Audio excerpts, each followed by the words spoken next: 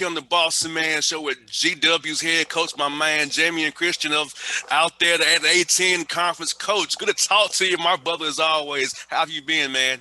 And I'm great, man. It's great to be here, and this time being able to have your health, have your health and well-being, and able to go out into the world and try to keep inspiring others, and it's just a blessing to be able to do that, and it's a pleasure to be here with you today. Now, Coach, tell us about your team, man. How was it trying to get your guys ramped up for this year, knowing you couldn't see your guys for a while? DC was on a bigger lockdown and down here in Atlanta, of course. We talked about off the air. So how was it trying to get your guys ready for this year and knowing you guys have played pretty well, not the results you wanted, but you've been in it pretty much every game, and here or there, the record could be a little bit different. Yeah, I mean, our guys love to compete, and so they were excited to get back here to campus. I don't think the general public really recognizes, what the interruption was for the guys that are competing out there on the floor these days. Usually as a basketball player, the season ends in March. We obviously didn't have March Madness, but then you usually get a couple weeks off, and then you finish up school, and then you go home for 3 or 4 weeks. And the difference was, with everybody around the country, March, whatever, 15th or 16th, whatever it was, everything shut down. Campuses sent players home. And so the guys didn't even return back to campus until, for us, mid-August. Wow. And some people try to bring their kids back sooner. I was really pleased with the plan that we had here at GW, because we wanted to make sure we had all the testing stuff ready to go when the guys got back here. We wanted to make sure we had a plan for them to be on campus and to be able to thrive at some level when they got back here. And so I was happy with the patience that we had. Now some people brought their kids back in June and July. I wasn't really worried about that. I felt like getting them back with a good plan, I thought was really important just for the guys. And then, our guys got back here in April. And again, they love to compete. They love to play. It was a little bit slow starting out because the guys hadn't worked out since March. So it took us about a month solid before we were really even 5-on-5 or full go. I want to say we took 6 weeks, to be honest with you, because I'm all about player safety, player health, and I want to make sure we're doing a great job of putting these guys in the right position. And so, once we got kind of through that 6-week period, we kind of started attacking it. I love our guys. I love how we're competing. I mean, when you look at the scores, people always think I'm crazy, because I'm always like, I love our team. I love our competitiveness. And I'm looking at our team and I'm saying, man, we're just getting so much better. It's like we're beating that drum every week. We're beating that drum and we're in attack mode. And I think as we continue to grow as a unit, I think it's going to be scary.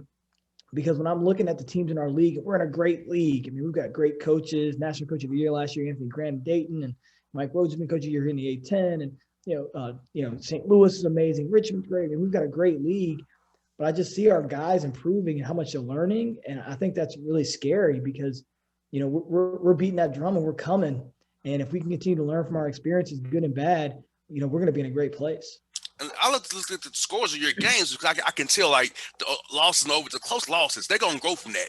They're going to learn to execute that play in crunch time, So I feel like a lot of times you don't want to say, oh, a loss is a bad thing, but you can find so much good in that your guys are this close, that a play or two here or there, the record will look different, and people's idea about you will be different. Yeah, it's exactly right. I mean, and you're always – whether you win or lose, it's always a learning experience. And I think what's really important is like in our losses right now, we have a lot of new guys that are learning new roles, that are talented guys that we haven't had a chance to put them together. I do think the 2 or 3 months where they would have been together that we kind of missed out on, that could affect us some. But I think ultimately we would have had to go through these growing pains anyway, and regardless. And, you've been with me for a long time now. I'm all about learning. And, I think what we've been able to do and through really tough games, it's like it didn't break us. It brought us closer together. If adversity binds you closer together, then you're going to be all right when it matters. Because here's the reality of it. Adversity is going to hit you at some point. And a lot of the adversity that you think is going to happen, injuries, you can predict those kind of things. But your response to those things, if you own your response, you got a chance to be something really special. And championship teams have great responses. And I think we've responded all year long to really tough circumstances. I think, Coach, the fact that you're going through COVID protocols, you're one GW family. It's a we mentality right there because you're going this together. And like that one slip up can end it for everybody, get everybody pause. So I think that's brought you guys got closer together as well. And they say, hey, we're a family. We all going to just together. And the individual mindset is gone because this year it's all about that one family more than ever this year. Absolutely. And everybody that's touching your circle, I always say this, like I always say, like, if one of my staff members is having a problem at home, I always say, well, that's affecting our team. I mean, everything that's happening in every one of our lives is affecting our team. And so really all of it, we're all in the same circle anyway. But I don't think we've always tried to view it that way. Like there's always like this separation of like family and work. And really now there is no separation, I mean, Yes. even for the NBA players right now and the college guys that are going, like, there's no separation. My wife has to be smart. My son has to be smart, and every one of our staff members. And so we're all on the same page. We're all together on it. And we've all got to be mindful of what we're all trying to do and what we're trying to do for our kids. Speaking of learning, coach, I feel like for me, I become a better radio host, a better mentor, a better leader because, I was the guy that's do my job and go home, right? But this year I've learned that my radio show touched so many people before us, giving them an outlet from all the COVID stuff, all the stuff going on in Atlanta with the protesting here in Atlanta as well. So I feel like I'm about, which I didn't realize how much impact I had until this year. People send me emails and saying, hey, thank you for doing the show, during the pandemic. I needed a break. My interns who asked me about life. I'm 33 years old. I'm older than by a decade or so, right? So I'm having to teach these young kids about life, what's going on in our city. So, coach, for me, I feel like I've grown from this and become a better man going forward because of COVID-19 in 2020. Yeah. I think that's a great point. I think, in a time like this, you like, for me, I want to be a leader in this time. I want to be a leader in some of the toughest times. I want to be the person. I've always strived to be this person, and maybe you're that person for a lot of people out there. When someone's at their toughest point, I want to be the person that they want to reach out to, and I've always wanted to be that person. And this situation here provides us that kind of often, and I think that's important to understand, like the platform that you have, the platform that I have. And, I think always remembering that it's not about you, it's not about I, and everything that we're putting out there, all that we're trying to do the very best we can, and we're not going to be perfect. Everything we're trying to put out there has the opportunity to galvanize a group of people, and just trying to do that and be mindful of that, be mindful of our words, be mindful of how we connect with people, and doing those things I think is really important. And you're going to kind of see as you continue to grow, the people that are connected to you and people that lean on you. And I think that's a great responsibility. And I think if you enjoy doing that, it's amazing. Yeah, coach, man, I'm not that type of that guy typically, but man, I've talked about social injustice more than ever, politics, life beyond the sports, basketball, the Hawks, and talking to guys like yourself. I've had to really expand the diaspora, the reach of what we discuss here because the time calls for that, and now I know it because of the response I've been getting from fellow listeners and viewers and people around me saying thank you for doing this because we need to hear from you. You're a young black host. This is rare. It's not many of us out here. We need you. We need your voice to speak on the issues that's going on in our country. Yeah, and I think that's the thing is like the responsibility we have. It's interesting. I mean, I don't know if we're going to have this conversation here, but we can go into it a little bit. I think we it's can. Interesting in black communities. People who are in entertainment become leaders, and in no other community in the world are entertainers considered to also be leaders. And I think that's one of the things that I think we really need to evaluate is how we can get more people in the black community and within politics and working their way up there so they can make impact there. Not that I think it's bad that entertainers can be leaders, but I think, we need people that are going into leadership to lead. Where, guys like Muhammad Ali are special, Jim Brown, those guys are special, but we need a second group of people that are coming up through the ranks, like Reverend Jesse Jackson, that are reverends that are coming into leadership, that are choosing to lead. And we're leaning so much on our entertainers to lead us, and again, I don't think that's necessarily bad. I think that shows a way that we've been able to gain wealth within our country. And that puts you into a position where you have a responsibility to lead. But I think we have to continue to be mindful of growing other people in other communities and within our communities of other pathways where they can lead and help. And during this time, we've seen that more than anything. And coach, I'll tell you, man, working the Georgia runoff elections, man, that was some of the most important work I've done in my life because, coach, I wasn't a political guy. I try to keep it out of my show, but this year I pretty much showed my hand, and I helped Warnock and Ossoff and Blackman, because it was that important to the state of Georgia and our country for us to Yep. help change the path where we're going on, and helping with Black Voters Matter, helping with all the people on the ground, Georgia Project, everybody on the ground here, Coach. I was like, man, this is some big stuff we're doing, and it felt so rewarding seeing them win, because the work that we put in from August through January 5th, man, it paid off. And I was happy to say the Georgia people around here who understood the gravity, what we had in our hands, the power of our vote to get this done, knowing what we dealt with for all of 2020 and all that we've done in the last 4 years, to be honest with you, in the state of Georgia. Yeah, I love it, and I love your patriotism, and I feel like, you know, it's interesting, right? Like, I feel like voting is one of the best ways that we can show how our democracy works. It's also one of the best ways we can show how much we care about our country. And I think these ideas that my vote won't count, building that in is like a part of voter suppression. Yes. You know, and I think we really fought against that. Now the challenge is this, you know, we had more people vote for Barack, you know, when Barack Obama ran for president, and then the next couple of elections that dropped down within our communities. The goal is for us to own our future, and we own our future by going to that ballot box, not just for the election, but for our local elections and all those things as well, and making sure, again, we're promoting the right kind of people that we believe in, that are going to fight for the rights of us and for all people. You know, like, it's not the rights that we're fighting for are things that are unjust. You know, we're not asking for anything that's unjust. We're asking for things that are rational and reasonable. And it's about getting people in there that will fight for those things above things that really don't matter.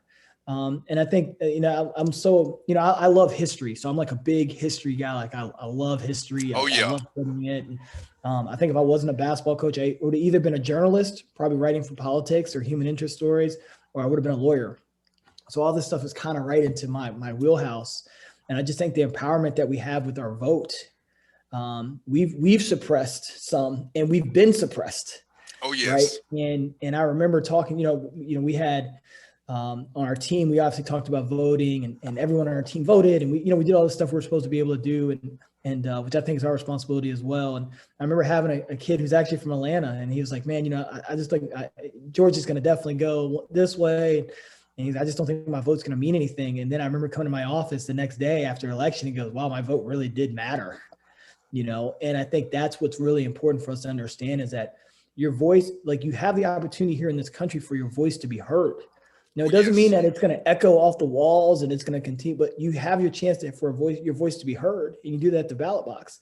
There's so many countries around the world where you don't have a chance for your voice to even be listened to, heard at all. And we have that right here.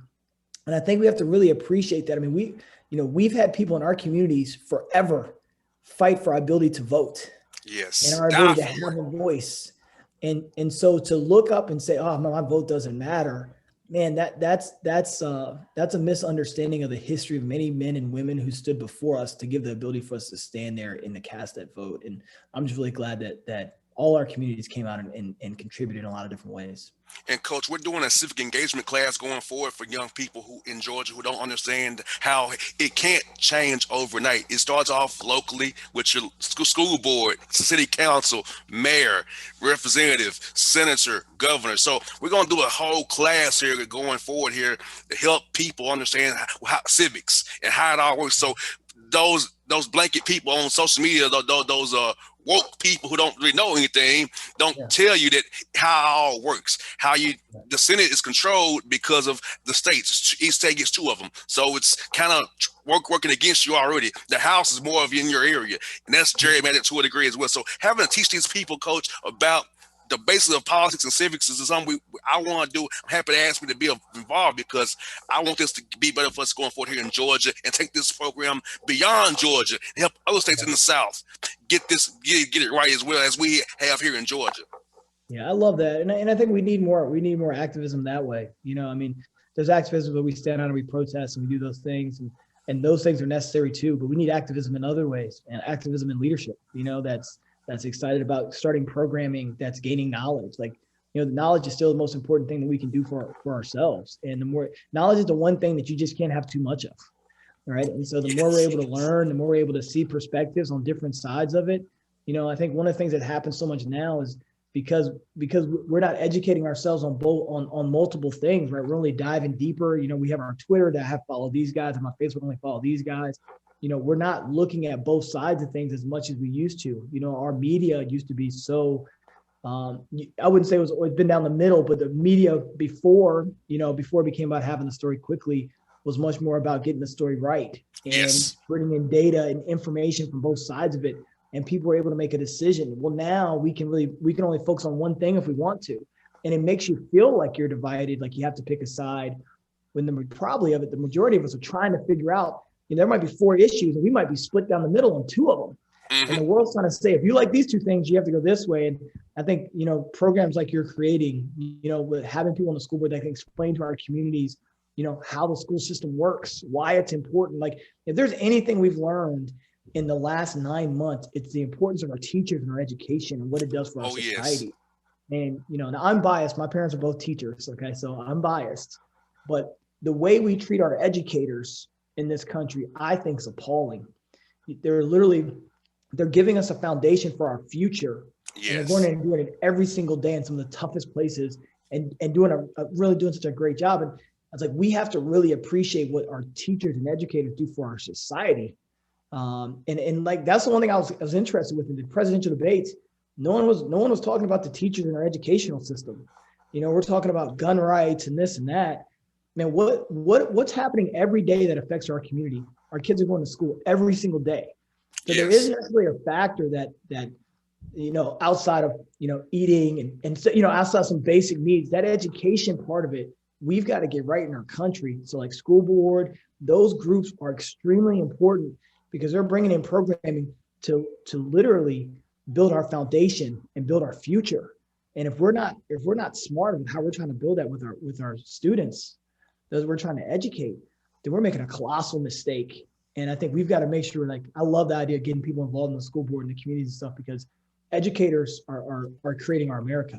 And we've got to make sure we're doing a great job to appreciate them. Yeah, because it's a problem. Everybody on school board is if it's from Buckhead and not from the west side of Atlanta or Vine City. They don't have an interest in hand over in Vine City. In Buckhead, they have it on for there. So, that's a push. I'm trying to understand that we ask yourself, why is things better in Buckhead than it is over on the West End or Camelton Road or Camp Creek? Ask yourself, why in Kirkwood different from North Atlanta? So I always try to tell people it all boils down to civics and that engagement, because if you want to be better, you have to give a voice, because they put it on the ballot. Hey, do you want to change this street or add this project? It's on the ballot. But you have to pay attention to everything, top to the bottom. Know it all, because if you don't, it'll affect you directly. Because what's happening locally affects you more than does happen on the federal level. It matters, but what happens right in your backyard in Fulton County in state of Georgia, the governor affects you more than does Joe Biden or Donald Trump. I'll try to tell people that. And some people got the message. Some still didn't, but the majority did get the message. Try to give them hey, it's local, then up top to federal. Yeah. And I think what's great about it is, and you're climbing the ranks as a leader, and hopefully I'm doing the same thing, right? Like, when you're climbing the ranks as a leader, the information you're given is more and deeper. And because a lot of times when you're looking at it, you're saying we should only do this or only do that. The world wants us to live in onlys or nevers. And when you're in that leadership position, you recognize there are very few onlys and nevers. And you're gaining more information. I think what happens is now our ability to communicate with people is different than maybe someone else sitting beside us. And we need both parties being able to communicate to their environments, right? The good and the bad, and what can happen if we do this and what can't. And I feel like so many times, because we're not getting both sides of it enough, or communicate to us in a way that we can all understand it. There's a huge misunderstanding about what is truth, what is right, and what is in the middle, and understanding the good and the bad on both. What we did, Coach, is we had this is what Joe Biden or Blackman or Oscar Warnock believes versus what Purdue, Loeffler, and Trump believes. So we put together, hey, you make your choice what suits your needs the best. But here's what they all stand for. Bullet points. So I can't tell you who to vote for, really, but I'll give you the information to make you decide on, for you and your heart, what suits you and your interests better than whoever does that. So You know, that's what we did, Coach, trying to make sure people Love it. understood, because I didn't want to be like, hey, vote for Ossoff, Warnock, Blackman. I wanted Right. you to look at the information and determine why you should vote for them or not vote for them. If you see it their way, go their way. See it their way, go. So that's what we did, Coach. We wanted to make this to be cohesive and easy and understandable for all our people who have may not been in deep into it as we are. So we tried to make it easy as we could for our constituents here in Georgia, and thankfully most of them saw it the right way. I love it. Yeah, I think that's empowering though, is just sharing the information and then letting people go and make their own decision. I mean, again, I'm a coach, so I'm in a leadership position. I never try to tell our guys what to think. I don't think that's my responsibility. I think my responsibility is sharing them the information, Mm-hmm. and then creating an environment where we can all communicate what our beliefs are. And I think we got to all be striving to try to create something like that, because at the end of the day, like, there's some fundamental rights that we all want, and we should all be defending those fundamental rights, and creating that environment where you can discuss it, I think is really important so that we can all be heard. No doubt, Coach. If you ever want me to talk to your team about this stuff, I'm more than happy to. More than happy to do that for you, man. And I'm asking you, Coach, about when things happen with George Floyd, Ahmaud Arbery, and Brown Taylor and others.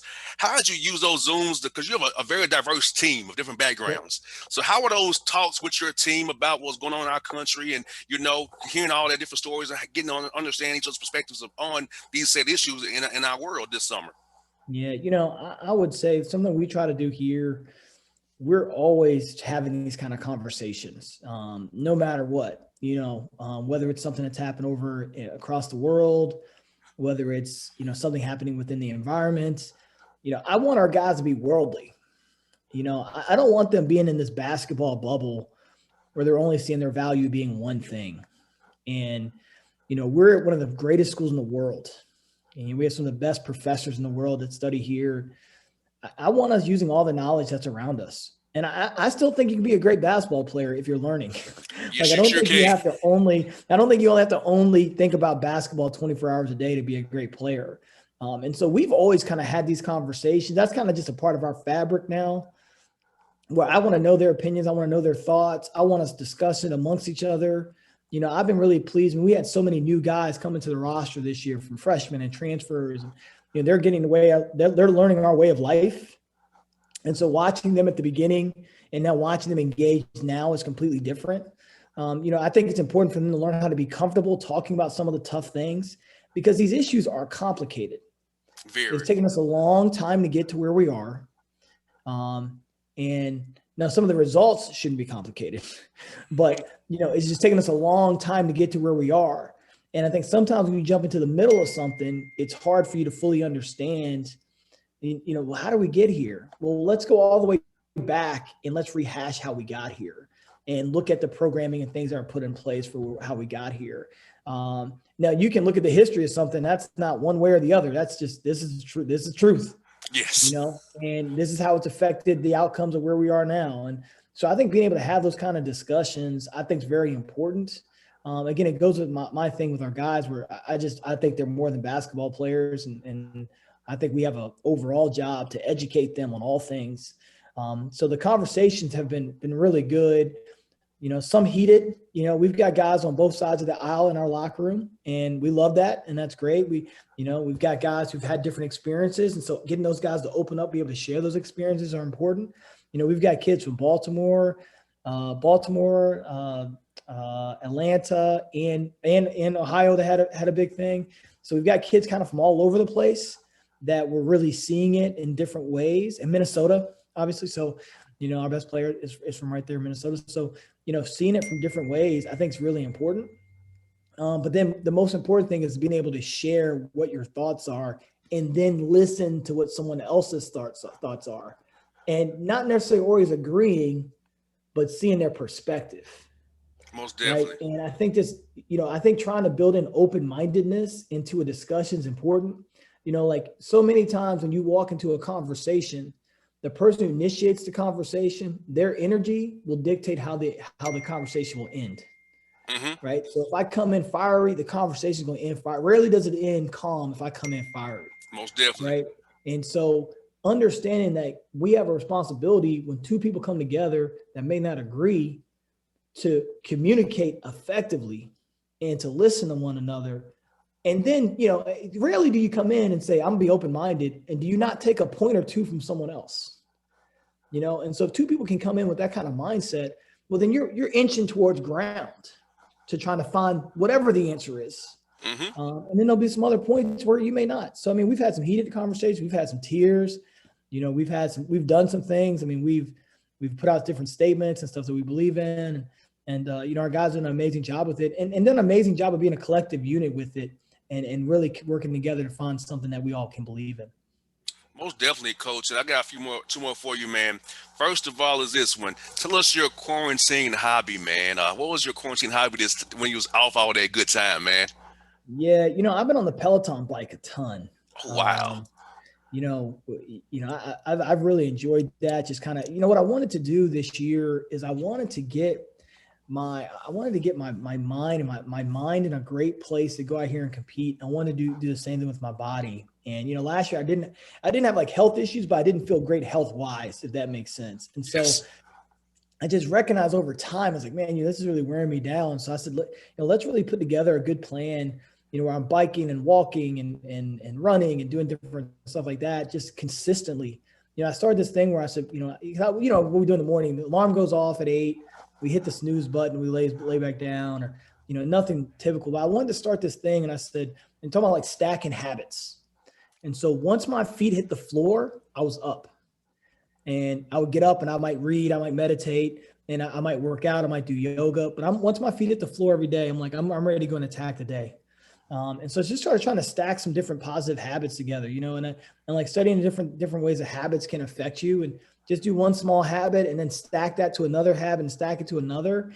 So my habits, I would say like my quarantine thing I've been trying to do is get my mind in the best place it's ever been. I feel great. I feel enthusiastic. Again, the world right now, there's a lot going on. I want to be the best leader during this time. It doesn't mean I have to get it right all the time, but I want that pressure and I want that challenge.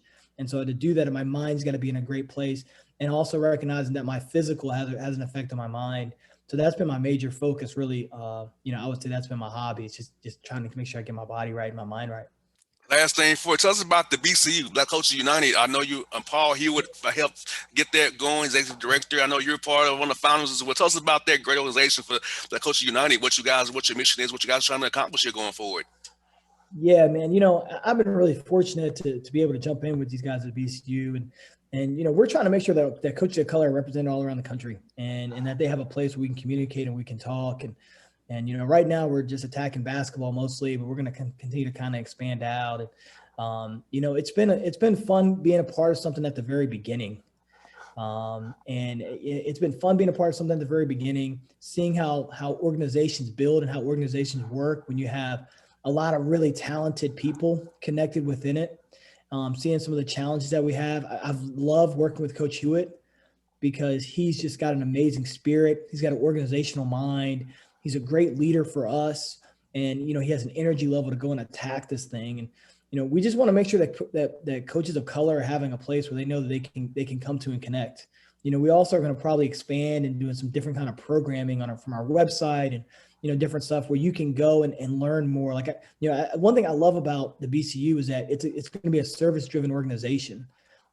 And so it's going to be, there'll be dues and stuff like that, but it's going to be more about what we can give people. So whether it's, we can go anywhere with this, but I know one of the things we're going to start with is like being able for people to come on and sign on, be able to watch coaching videos and be able to grow their craft there, and just being more accessible to help coaches learn around the country. And I think that's what I'm really excited about is, I haven't seen an organization really do that before that's going to tackle, race in sport, but also tackle growth in sport and learning in sport. And we're going to tackle a lot of these different things. And we have a lot of different directions we can go with it. The one thing with Coach Hewitt is he's amazing with making sure we do one thing at a time and not try to get too far ahead. Obviously we try to tackle a lot of the voting stuff early, and so we really pushed forward on some of that stuff. Now we're moving forward to more organizational stuff and making sure we have a great foundation. It's a great organization. I'm thrilled to be a part of it, and I'm thrilled to see where it can go. And I'm excited to be able to give my service to something much bigger than myself that I know will have a great impact on our communities moving forward. Yeah, I saw the founders list. I saw my man Murray Garvin on there as well. Yeah. Coach Garvin, really cool. It's like he a cool dude, man. He real suave and he real suave, man. I like that guy, man. Yeah, I see. It's a lot of great personalities on there. And, during this time period when we have our meetings, we're able to really connect and just talk about different stuff that we're going through and give different perspectives. And, Leonard Hamilton's on there and we've got a great crew of guys that we kind of text message about now. And, it's been great for me as a younger guy to be able to connect with so many guys in the business in a different way. We're all fighting to be at the top. But there's obviously lessons that these guys have that are going to really help me. And hopefully there's some lessons that I have that can help them. It's just good to be a part of our community where we're all really working together and we have a great vision in front of us. Coach, thank you for your time. You've been real gracious with your time today. Thank you so much as always, my brother. Best luck to you and your team. And I look forward to seeing you guys attack the 18 and make something happen in March here real soon, buddy. I know, man. Watch for us, man. I'm always appreciative of being on here, and I'm a big supporter of you. And if there's anything I can do to help you along the way, you let me know. And again, I think you're exactly right, man. I'd watch out for the Colonials in the next few weeks. I think we're gonna get this thing rolling pretty good.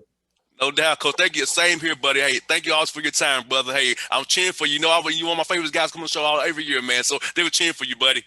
Thanks, man. We'll talk soon. All right, buddy. Take care.